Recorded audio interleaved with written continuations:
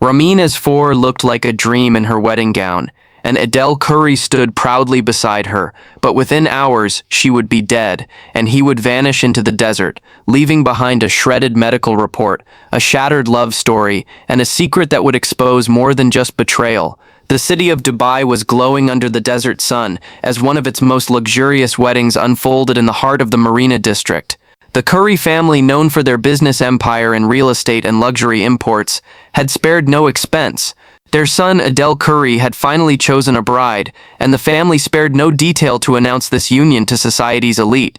Rameen Asfour, a woman of striking beauty with deep brown eyes and a soft, mysterious demeanor, stood at the center of every camera flash. Her presence was magnetic, and yet no one really knew her. Rameen had moved to Dubai from Karachi 6 months before the wedding. She introduced herself as a fashion stylist and personal shopper. She was quiet, polite, and perfectly groomed. Her Instagram featured glimpses of designer shoes, beauty tips, and Dubai's cityscape.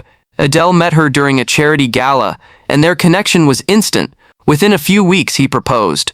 The whirlwind romance, though unusual for someone like Adel, who was known to be reserved and practical, was embraced by his family.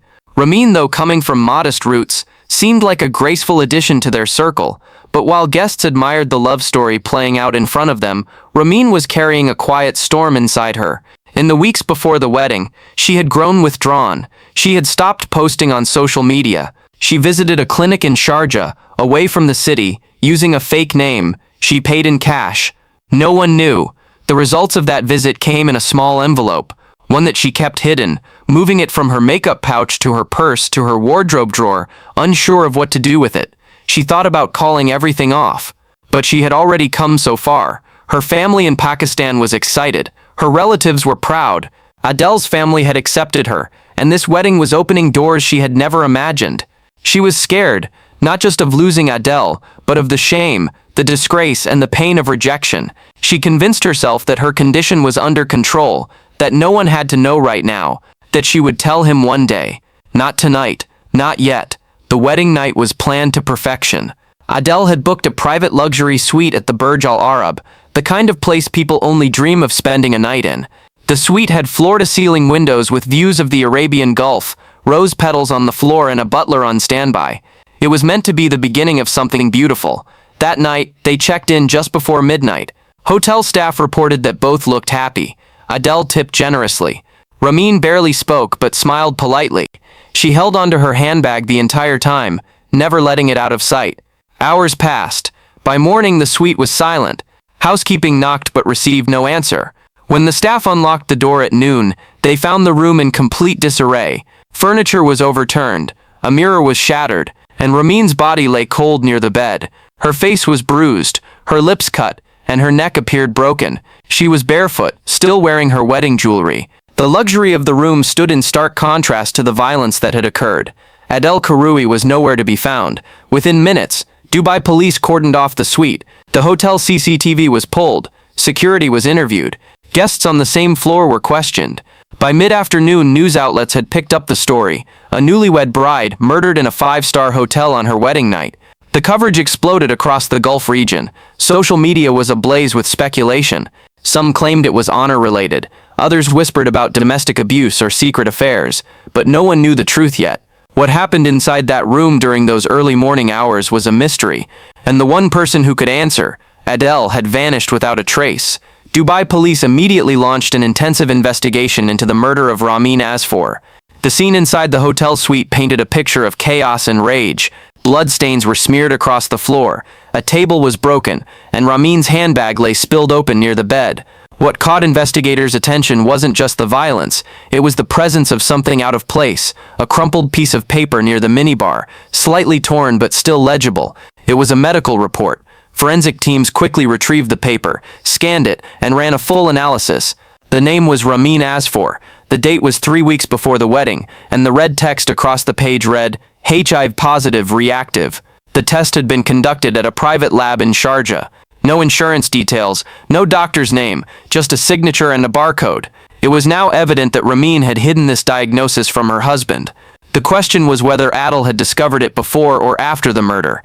Detectives reviewed hotel surveillance footage from the previous night. The video showed Adel and Rameen entering the suite around 11:45 p.m. They were holding hands, smiling faintly. Rameen was visibly tired, resting her head on Adel's shoulder during check-in. Hours later, around 3:12 a.m., Adel was seen exiting the suite alone. He was walking fast, barefoot, his jacket thrown over his shoulder. His face looked pale, hollow. He didn't speak to anyone and walked straight into the elevator, disappearing into the parking area.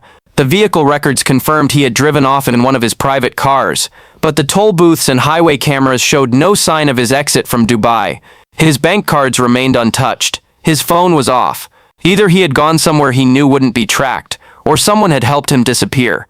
Meanwhile, the media frenzy intensified. The Khouri family went silent. Rumors began to swirl that Adel had mental health issues. Others suggested Rameen had betrayed him, pushing him to the edge. But behind closed doors, investigators focused on the medical report. If Adel had found that paper on the wedding night, it could explain the violence, but it didn't excuse it. Detective Nader Haj, a seasoned investigator with a reputation for his cold, methodical approach, took over the case personally. He began building a timeline. He learned from the hotel staff that Adel had ordered champagne and a midnight dessert. The food was delivered by 12:30 a.m. After that, no one entered or exited the room. There were no complaints from surrounding guests, no loud screams, just silence. Until noon the next day, when Rameen was found dead, Haj requested access to Rameen's digital history. Her email was locked with a two-factor authentication system, but her phone, retrieved from the crime scene, revealed pieces of a life few had known. There were texts to an unsaved number, messages about lab results, an urgent visit, and not telling him yet. The number was traced to a burner phone in Sharjah. Using phone tower data, police were able to locate the source of the messages and ultimately reached a small private clinic where Rameen had conducted her tests. It was here that a receptionist hesitantly provided the name of the physician who had handled her case. Dr. Lina Kazemi, a Pakistani doctor with a license to practice in Dubai and a second clinic in Karachi. Detective Haj reached out to Dr. Kazemi, who confirmed she had seen Rameen several times over the past year. The doctor revealed that Rameen had been diagnosed with HIV nearly 12 months ago, before she even met Adel. According to Dr. Kazemi, she had advised Rameen on treatment and strongly urged her to disclose her condition to any future partner, especially before marriage. Rameen had nodded, promised she would, and had continued with antiviral medication. The diagnosis wasn't public, and she had begged the doctor to keep it private. This information reframed the entire case. Rameen had hidden a life-threatening diagnosis from her future husband, but that secret, no matter how damaging, didn't justify her brutal murder. The focus now shifted to Adel's state of mind.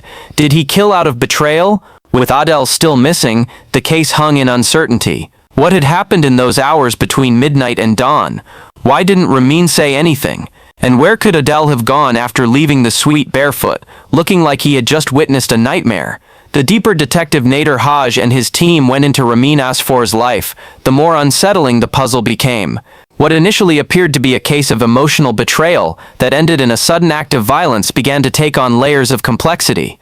Rameen had kept her HIV status hidden from Adel, that was now clear, but this wasn't the first time she'd buried parts of her past.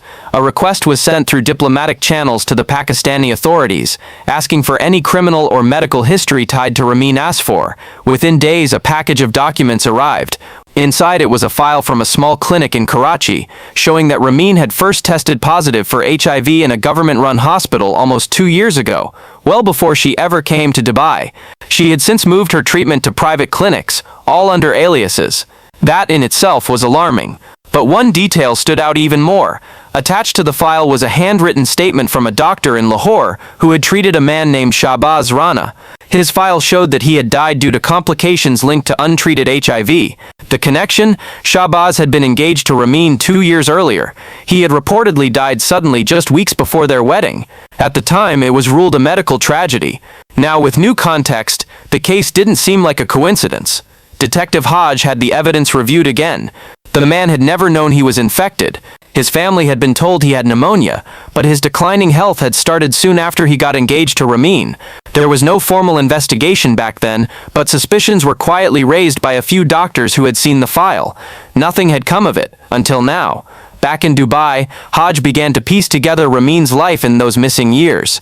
After Shahbaz's death, she had left Pakistan, spending time in Thailand, then briefly in Oman, before settling in Dubai.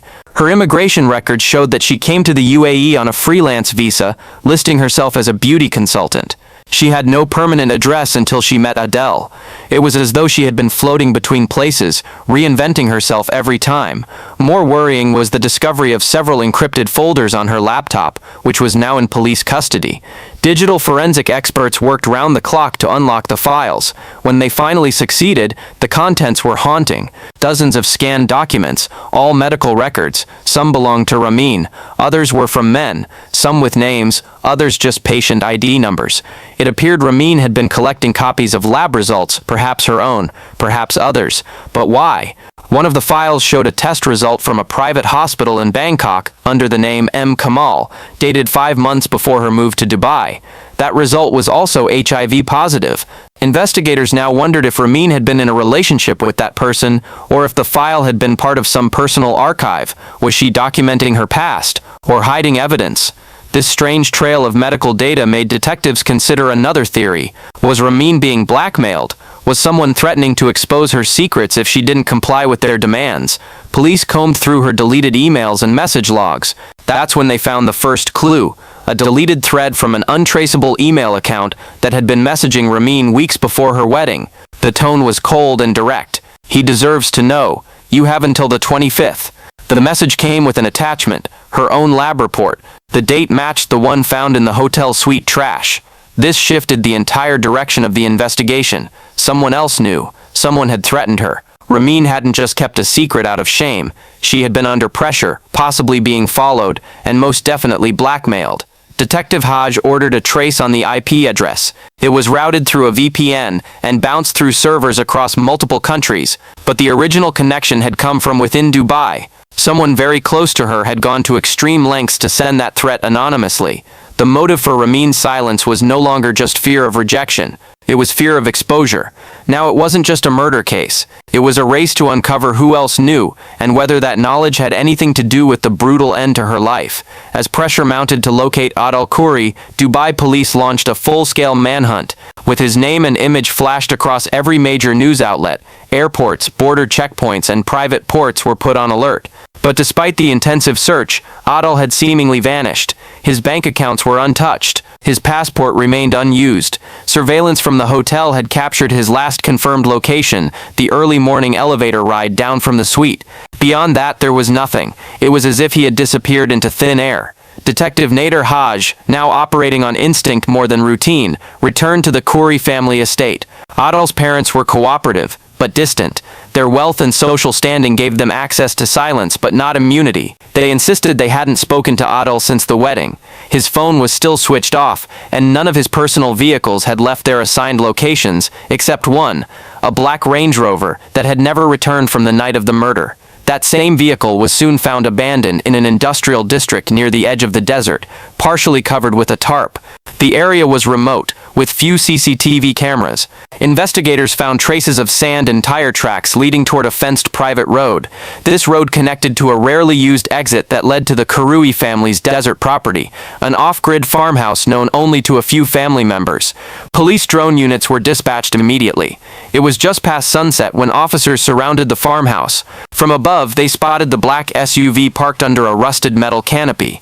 The lights inside the house were dim. There was no movement. A tactical unit approached cautiously, fearing Adel might be armed or in a fragile mental state. The front door was unlocked. Inside, silence. No television, no music, just the occasional hum of wind. In the main living room they found him. Adel was seated on the floor, back against the wall, his wedding tuxedo shirt still stained and wrinkled. Around him were photographs of Rameen, some from their engagement, others from the wedding. There were torn pieces of a medical report scattered near an ashtray. He didn't resist arrest. His eyes were red, his expression unreadable. He said nothing until he was brought into interrogation hours later. When asked what happened that night, Adel's voice was hoarse and hollow. He admitted to finding the HIV report in Rameen's handbag while she was in the shower. He said he froze. Everything, the wedding, the love, the future, suddenly shattered. He said he felt deceived, humiliated, betrayed. The idea of being exposed, of unknowingly sharing a bed with someone who had kept such a critical secret, sent him spiraling. He confessed to confronting her, and in a moment of rage he lost control. But the confession didn't end there. What disturbed investigators more was what Adel claimed afterward. He said Rameen had tried to explain herself but hinted that the report wasn't supposed to be there. She was expecting it to be gone. Adel swore she looked terrified, not just of him but of something else. She mentioned that someone was after her, someone who had been threatening her for weeks, but she never revealed who. Adel believed the report had been planted for him to find. He claimed it had been left in her bag deliberately, positioned in a way that he'd be certain to discover it, and he did. On the one night that was supposed to be their beginning. That suggestion opened a new angle. Could someone have set this entire thing up? Could Rameen have been pushed into this tragic end, her secret exposed at the worst possible time by someone with a deeper agenda? Detective Haj reviewed the forensic evidence again. The lab report found in the suite was not folded or crumpled. It was clean, almost fresh, as if it had been placed recently. It didn't match the files on Rameen's laptop, which were older and scanned. This was a physical document, printed just days before the wedding. It wasn't even from the clinic in Sharjah. It came from another lab entirely. The implication was clear. Someone else had accessed her private medical data. Someone had printed a new copy of her results and placed them in her bag, setting off a chain reaction that would lead to murder. And when investigators traced the document's watermark, they found their next lead, an account linked to someone much closer to Adel than anyone had suspected. The watermark on the printed HIV report led investigators to a small medical print shop in Dira that serviced private clinics. After examining customer records, police uncovered a digital receipt linked to an email address under the name Y. Nahyan. Further investigation confirmed what Detective Nader Haj feared. Yusra al-Nahyan, Adel's cousin and lifelong confidante, was behind the print order. The timestamp on the receipt showed it was printed 5 days before the wedding. Yusra was known in Dubai's elite circles as a sharp, ambitious woman, managing a luxury art gallery funded by the Khouri family. She had always been close to Adel, often seen as his unofficial advisor, quietly protective, fiercely loyal, and subtly controlling. When summoned for questioning, Yusra appeared calm. Dressed impeccably, she walked into the interrogation room with no hesitation, but her composed exterior began to crack when presented with the print order and corresponding CCTV footage from the shop. She didn't deny it. Yes, she printed the report. Yes, she placed it in Rameen's bag the day of the wedding. And yes, she knew exactly what would happen. But she insisted she never expected it to end in death. Yusra claimed she had discovered Rameen's condition months earlier when she borrowed Adel's tablet and stumbled upon an email exchange between Rameen and a clinic. The subject line had caught her attention. Her curiosity led her down a trail she couldn't ignore. She used her contacts in the medical community to access Rameen's lab results and verified the diagnosis. In her mind, Rameen was a fraud, a threat, a woman who had tricked her cousin into marriage by hiding something that could change his life forever. She believed Rameen didn't deserve forgiveness or protection. But Yusra also knew Adel. She knew he wouldn't believe her if she told him directly. He was blinded by love, so she made a choice to let him discover the truth himself. Coldly, strategically, and without emotion, she printed the lab report and tucked it into Rameen's handbag during a family gathering the night before the wedding.